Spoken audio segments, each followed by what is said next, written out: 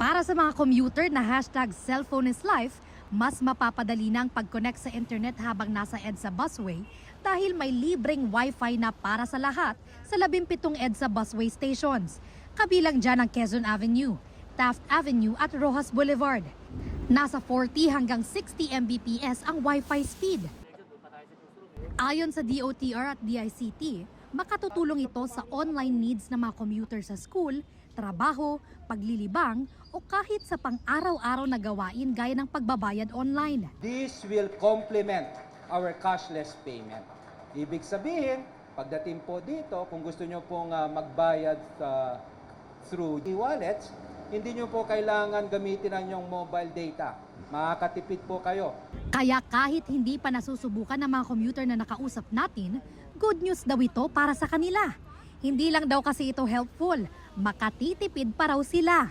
Very helpful po siya kasi kapag kunyari pauwi na kami, nakakapag-update kami sa mga parents namin or relative na okay, pauwi na po kami and pabuksan na lang yung pinto. Even sa mga katim namin sa work, nakakapag-update kami. So very helpful siya pagdating sa pagko-communicate.